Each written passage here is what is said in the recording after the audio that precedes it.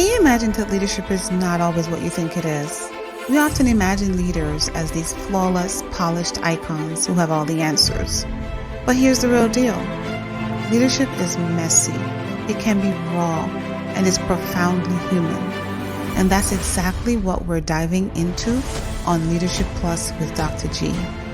I'm not interested in bringing you the buzzwords and the theory, but I want to get down to the core and heart of what it takes to lead. So whether you're navigating challenges, building your team, or refining your vision, this is your space to grow and thrive as a leader. Now let's jump in. What's up, everybody? Hello, everyone. I am Dr. Shernette Grant, and I want to welcome you to another episode of Leadership Plus with Dr. G, the podcast where we keep it real about what it takes to lead, grow, and inspire others to be their absolute best.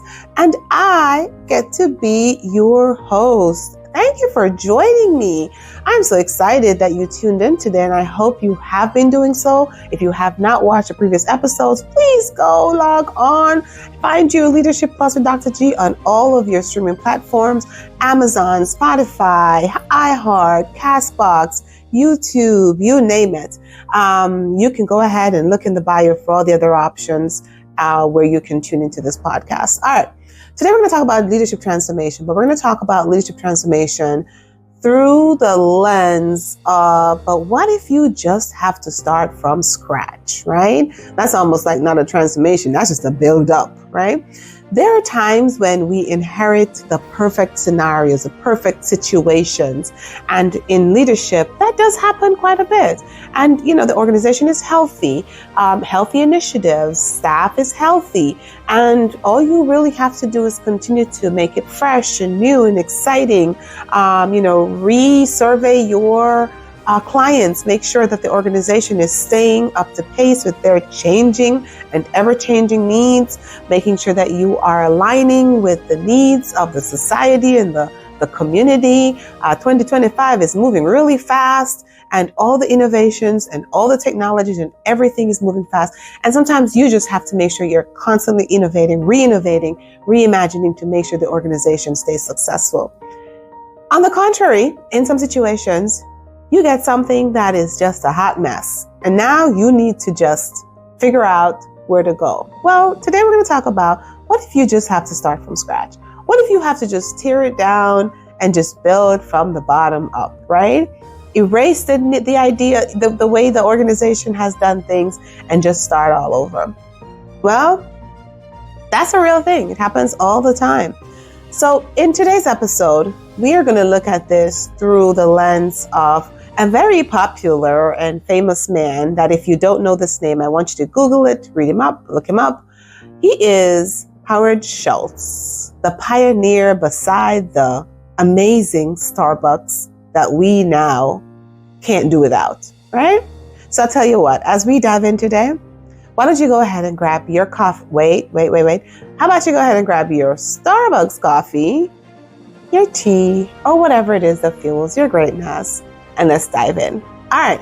So in 1980s, Howard Schultz, because he had visited Italy quite a bit, and he had seen this model of the coffee shop, right? It was more than just walking in, giving somebody a couple of bucks, getting a cup of coffee, walking out. He had seen this model in Italy, the coffee house where people consider the coffee house sort of like a hub. It's a place for people to gather, have conversations, for people to work, meet with your friends. He had seen this model in Italy, and he wanted to bring this to the then Starbucks of the 1980s, right? Back then, Starbucks was primarily about selling coffee beans, and they were selling just equipment. That's the funders. The founders had no desire to do anything else. They were okay with what was. It was Starbucks. We sell coffee beans, we sell equipment, and that's what we equipment, and that's what we do, right? Howard Schultz, however, he had a vision. He had this idea that Starbucks could be so much more than just a place where we sell coffee beans and sell equipment. So he approached the owners, the founders at the time of Starbucks, to pitch this idea to them. They wanted nothing to do with it. They had no idea, no interest in innovating. They had no interest in moving, the organization in another direction. They just had no interest, right? While this was very disappointing for him, he still had this vision. He could see it, he could taste it, he could feel it. He knew what Starbucks could be. So I'm going to pause for a second, because lesson number 1 is that transformational leaders, they have a vision. They can see what can be despite what currently is. Are you that leader? Are you that person who's constantly looking ahead, even when it's only in your head at the time? Who's constantly looking ahead, who can always see what the state of your organization could be in 5 years if you did this, if the organization moved in this direction, if I could move my employees in this direction. Transformational leaders embrace vision. They can see what could be even when other people can't. Lesson number 1. All right, I digressed. Going back to Schultz and his story. When he pitched the idea to the owners of Starbucks at the time, they had no idea. So what did he do? He went ahead and he created his own coffee shop model. Journale, I believe is what it was called. I may have mispronounced that. He went and formed his own shop. Okay? Lesson number 2. Listen, when you have a good idea and you know it's a good idea, don't let anybody stop you. Just hold on to it, grab onto it. Sometimes you got to step out on your own and go do the do. Okay? Sometimes you just got to show people that whether or not you think my idea is great, I know my idea is great. So I'm going to take this and I'm going to run with it.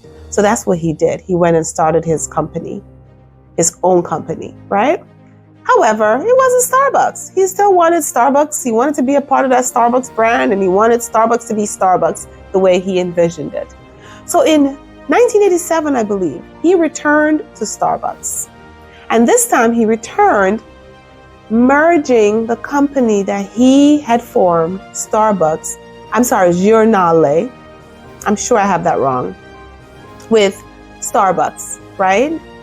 So now we have the Starbucks that we all have come to know, the Starbucks, well, somewhat, because Starbucks was at the time still going through transformation, and we'll share a little bit more about that later on, right? So now he is back and he's now merged his company with the Starbucks, right? Sometimes you just got to circle around the block and come back around, right? You see how this works? They rejected his idea, went and started his own, and later on he came back, merged his own with Starbucks. What a powerful lesson of perseverance. What a powerful lesson of transformation. What a powerful lesson of stick-to-itiveness. And what a powerful lesson of vision. Again, he could see what others couldn't see. He saw what Starbucks could be even when others did not see it. All right, remember that. Okay, fast forward. Lots have happened between 87 and 2008. He had left the company, new CEOs, transition in leadership, all of these things. In 2008, when we experienced as a country the economic downturn, you remember that? A lot of people lost their pensions. 2008 was a really rough patch for this country, right? Starbucks was no stranger to that. They were not spared. They experienced the same economic downturn. Customer loyalty was eroded. Individuals did not necessarily see Starbucks for who Starbucks was anymore. Maybe it's because they couldn't afford it anymore, right? Because like I said, the whole country experienced something in 2008, if you remember that. And if you're too young to remember that, go Google 2008 and you'll see what this is all about, right? 2008, instead of shying away from the problems, he returned as CEO of the company. And in that moment, he knew he had to re-envision. He literally had to sort of not erase the slate, because at the end of the day, when we're in these positions, we are not throwing out the core values of the organizations, right? We know what we're here for. This is what we call this is our passion. This is our vision. We know what our mission is. It's about coffee. So he was not there to erase that, but he was there at that moment to erase how they did things. He had to tear that down and rebuild from scratch how they did things. This man was so extreme, he closed down 7,100 Starbucks for one day just to retrain baristas on how to properly brew coffee. Just imagine that. Just imagine you driving down the street one day and can't find one Starbucks open because this gentleman, Howard Schultz, knew he had to do something as drastic as retraining, right? We talk about that a lot. Are you upskilling your team? Are you spending the time as a leader to make sure that you're upskilling and training your staff to meet the new demands of 2025? Question for you as a leader. Make sure that you are, right? He did that. Reopened Starbucks with this idea that Starbucks needs to be an experience for patrons, clients, customers, whatever you want to call them. It is not just about getting a cup of coffee. You can get a cup of coffee anywhere. You can walk into your grocery store. Usually they have a deli section. You could buy some coffee. There are so many other competitors, for coffee, for the coffee experience. But there was only one Starbucks. And he wanted to make sure that when you walked into Starbucks, you did not feel like you were just there to get a cup of coffee. You were there for the experience. You were there for the conversation, the camaraderie. You were there because it's a place where you and your friends can hang out. It's a place where you can have a business meeting with your colleagues. It's a place where you can go and just have the experience, even from the seating, the lighting, you name it, the aesthetics. That was his goal, for Starbucks to not just be a coffee house, but for it to be somewhere where individuals were having an experience that screamed community, right? Think about your Starbucks now. What is that one place you could just get up out of your house or you're on your way from wherever, you stop and you can pause for a minute? It's a part of a community. And he envisioned Starbucks as being almost like, the third place in addition to home and work or school that individuals would find it relevant and meaningful to just go, stop, have a cup of coffee, hang out with friends, meet for business, do whatever you need to do. That's what he wanted Starbucks to be. And that's what he reimagined Starbucks to be. And that is the Starbucks that you and I experience today, right? So great leadership, one, especially in the context of transformation, understands vision, knows and can see what will be and what can be, and is not so focused on the what is. This story reminds me a lot of, do y'all watch HGTV? Do you watch HGTV a lot? I do. I'm always watching HGTV as if I'm buying a home every day, right? HGTV has a lot of shows where it's like the designers, they're helping a client find a home. They're doing a lot of shopping. They're driving around. They're looking at properties. Some of them are dilapidated properties because on the episodes that are about the fixer-uppers, finding a property that has good bones, good value, but it's dilapidated. Sometimes it's some 1820 and it's run down. It's never been updated. The property is in deplorable condition. And you have the host of the HGTV episode, they'll bring their client in. The client can't see it. They can't see it. While the host, who's usually the interior decorator or the contractor or, whatever title they give themselves depending on the show, is so excited because they can see the potential of the property, right? They have a vision for what that property will look like when you put this much in this investment in the property. They can see it, they can feel it, they can touch it. But the client is going, I don't know, that seems like a lot of work. I can't see it. It looks like such a mess, right? You've seen those episodes. I know you have. And if you've seen it, I think this is a really good analogy to what we're talking about today. Leaders who are transformational in nature and who can see past the what is current to what could be in the future are the Howard Schultzes of the world. I hope that you are in Howard Schultz. I hope that when you craft your vision, it doesn't even matter what other people think you'll have to work on the buy-in, because he had to do the same. Remember also, when he first approached the Starbucks founders, owners, they wanted nothing to do with what he was selling. He was selling, they weren't buying. Okay? What did he do? He took that and he made his own version, started his own coffee shop, coffee house with similarities in what his vision was, returned later on to merge the two companies into this one Starbucks to create the hallelujah of coffee shops in the United States, right? Think about all the lessons for you and your team. Think about all the lessons for you as you get all the no's, whether in work or life. And by the way, when he left to go start his own coffee shop, that man received 200 no's, over 200 no's from investors when he tried to start his own coffee shop, until he finally hit that one. All you need is the good one. Remember that. All you need is the good one. Don't let the number of no's ever deter you when you have a vision. And again, fast forward, coming back, he was able to return to Starbucks. Now they could see it. He started to see it merged. Starbucks is one. We have this company that's flourishing. But while the company is flourishing, guess what? Disaster always finds a way. Always. Because 2008 hit.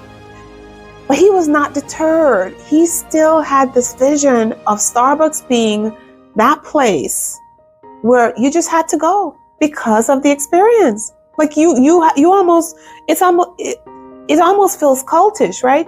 I have to go. I go to school or work. I go home. I must go to Starbucks. He envisioned Starbucks as being the third in that triad. The third place that was almost a non-negotiable for people. You just had to go. But he had to create the experience for that to happen. As leaders, are you focused on the experience that you're offering your clients, your customers, and even most importantly, your employees? This also reminds me of a recent broadcast I was listening to. I think it was a Trevor Noah show, and he had Simon Sinek on it. Simon Sinek was speaking of being in a hotel. I believe it was the Four Seasons. He said he was ran into a young man at the desk. Of course, just, conversationally, he said to the young man, hey, do you like your job? The young man proceeded to say, I love my job. Of course, he was now intrigued by that level of enthusiasm. So what did he do?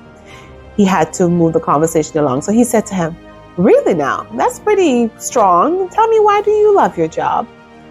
The young man proceeded to share with him that he actually has two jobs. He works at two different hotels. At the other hotel, he says his managers there, they never see him. He was almost invisible. All they saw in him was the things he did wrong. It was almost like an I got you. The only time they spoke to him was to correct him or to point out things he didn't do or things he didn't do well. He said at the Four Seasons, the managers saw him. They interacted with him daily. They complimented him. They checked in on him, not just professionally, but personally. It was more of a community. And that's what the Four Seasons values, right? It is the same thing. Are you creating environments in your own workplace where your people feel like they want to come? Listen, guys, it's not always about the paycheck or the drive from home. There are people who will drive 1,000,000 miles to go to the same workplace just because of the experience in that workplace. And as a leader, you have a responsibility to be very deliberate about how you're cultivating work environments where your people feel appreciated, feel valued, feel cared for, right? It's up to you to do that. Well, that was also Howard Schultz's vision about Starbucks. People were coming to Starbucks not just for the coffee, but for the experience, right? That was important to him. It was for the experience. So transformational leadership is not necessarily always about erasing the core value of the organization. Starbucks was always about coffee, always about coffee. From the 1980s when it was formed, it was always about coffee. Whether they were just selling coffee beans and equipment, or about brewing coffee and all the other things that they do now and creating this experience. It was always about the coffee. So their core mission did not really die. What changed drastically was how they did things. So when we talk about sometimes you just got to start from scratch, that's what he did. But starting from scratch does not mean throwing out the core values of the organization, right? If the organization has a mission, now it doesn't mean that there isn't a time and place to rethink the mission of the organization, right? Sometimes there is, but if that's not really what's on the table, tearing down how you do things, what you do, when you do it, those are all things that you should always constantly be assessing, reassessing, looking at to make sure that you can innovate, renovate, and reimagine your organization so that you can produce great outcomes, right? So with that said,